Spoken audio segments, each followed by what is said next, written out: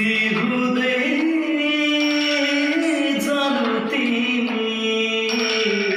यता मारुदाखेरि